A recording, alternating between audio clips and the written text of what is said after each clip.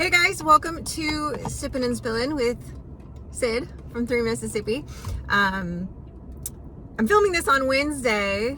This is going to post tomorrow on Thursday this week. Normally we post a Sippin Spilling on Wednesday and then we skip Thursday because we have our live Wednesday nights. But we didn't get a chance to film Sippin Spilling yesterday because Mike ended up working late, and then we got really into Tim's live from Ridge Life. If y'all don't know who Tim is from Ridge Life, you should go check out his channel, of course. But he had a live on Tuesday night, which is his normal time to go live, and so we were both in there. I was in there as 3 Mississippi, and he was in there as Sippin' and Spillin'. He missed the first part of it because he was still working, but Tim is actually going to come visit us this weekend. He's coming by sometime on Saturday, earlier in the day. And then David's going to come by, David from Come On Homesteading. Of course, if you haven't checked out his channel, make sure you do that. If you don't know the milkman, you should. They're going to spend the night at our place, crash at our pad here in the SIP. And then we are going to, of course, film stuff. We're going to probably go live on 1, 2, or all 3 of our main channels, depending on how things go. We might just do that. We'll see. Because it's hard to get the word out to the people that follow you, but maybe have never heard of David, or maybe have never heard of Tim, and vice versa. So anyway, we'll do a little cross-contamination hangout sesh. We'll figure it out. I'm excited because Tim's going to bring some of his homemade mead from his bees' honey that he's fermented, so I'm very excited about that. I'm excited to see David. We haven't seen him since the last time he came through and crashed and hung out, and we barbecued and all that. So we're having some deer meat for dinner that night, so that David can actually have some deer since he hasn't gotten any on his own. We love you, David. Anyway, so I'm excited about that. I'm actually waiting in line to pick up Frank from school so we can head over to the church. So I'm kind of just sitting here with the heater on because it's chilly. It's like 43, 42 degrees outside, and it's drizzly, rainy, windy. It was real windy earlier. Winds died down a little bit, but it was howling good last night. I went and cleaned up some things that got knocked over, but it was no big deal. So it was definitely, I know parts of Louisiana, and I know it was a bad storm for a lot of people, but not too bad where we are, luckily. Eventually it'll be our turn to have a bad one. We haven't gotten it yet. We've had some good storms, a little bit of power outage here and there, but nothing crazy, I would say. And honestly, nothing more than we had in California as far as, oh, it's real windy and the power's now out. Or, oh, we're under a fire watch, so the power's now out. I probably have more power outages where we lived before than here, I would say. But that was one of the things that people kept trying. Oh, the power goes out all the time, and this and that. And I'm like, really? Because so far it doesn't seem so bad. But we haven't been here even a year yet, so we're still, I guess, learning the rhythm of the weather and the seasons here. I think we have a pretty good groove going as far as like our routine for as things stand right now, basically just working on projects, working on YouTube, and our social and church family stuff. So I think we have a good rhythm with that stuff going. But it's different, it's just different. It's just a different part of me still feels like I guess, I don't want to say on vacation, but when you're on, because I do feel at home here, but when you're like on vacation, but maybe it's a place that you go to a lot, that you stay at every year. Maybe there's a cabin you go camping at, or, a resort you go to every year that just feels like you're kind of home away from home. Part of me kind of has that little bit of a vibe here, like in the sense that it hasn't really sunk in that like this is ours and this land is ours and this is where we're at. And I guess part of me, I don't know, I guess part of me still can't believe it. Just because it was such a huge change and it did happen so quickly that sometimes it just sort of, I guess, hits me in weird ways. I don't know if it's the same for Mike. We haven't really talked about that, to be honest. We talk about, like, we'll say things like, oh man, I can't believe that we're here. But that's usually the extent of, like, just kind of being awestruck by it. But not like, oh, I don't know, it's weird. Like, we haven't really talked about it. I guess maybe I should bring it up to him and see. And he'll probably just do one of those things where he looks at me like I'm crazy. Probably like the people in the car pickup line right now are looking at me while I'm talking to myself in the car. But that's cool. I get that look a lot. It's fine. Yeah, so, they're going to go, I'm going to pick up Frankie straight from school on Friday too. So Mike and Frankie can go hunting that night. So she'll have time to, like, get home and get ready to go hunting. And then hopefully if she catches a deer, then they won't have to go Saturday morning, and they'll be able to work on the chicken coop for a little bit before our guests arrive. So we'll see how that goes. I am gonna go run by the store after I leave church before our live tonight to get some even though I don't like buying soda because I'm not a soda person, but we're having guests, so I'm gonna pick up some Coke Zero for Tim, and I'll see if I can't find some. I might have to wait till like Thursday or Friday because I have to go to the other side of town to go to the liquor store to see if they have the Sippin Cream that David likes, but I'll try to pick some of that up for him.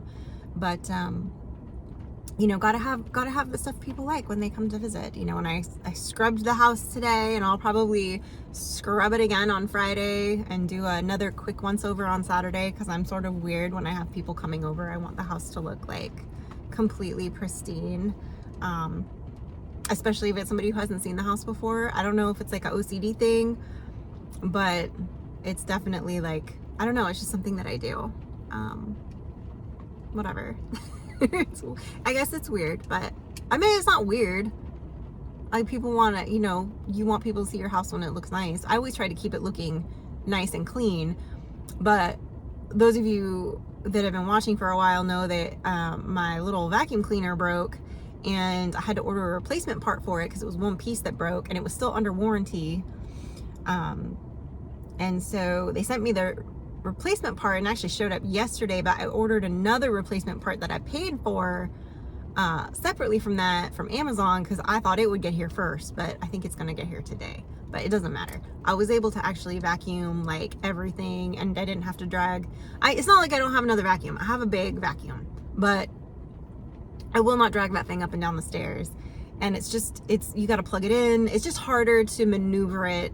Like when I'm doing my deep clean, like move the furniture and like wipe the baseboards and like the whole 9 yards kind of clean, I'll bust that one out and I'll just literally but for my daily, weekly cleaning, I like to use my little lightweight battery one because it's just so much easier. I can do the whole house in like 5 minutes and it looks like we don't have dogs for 5 minutes.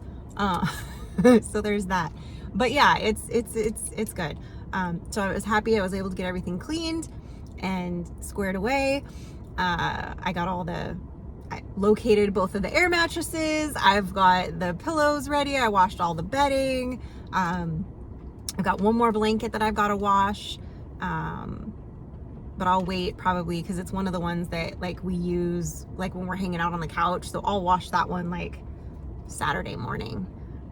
So that it's nice and clean and nobody's like snuggled on it, including the dogs, before they get here. Not that they wouldn't, I'm sure they wouldn't care. They're probably like, oh, whatever, I don't care. But I'm weird like that. So I'm excited. It's gonna be an interesting, fun weekend. I'm excited for that. And, Tim talked about it last night on his live.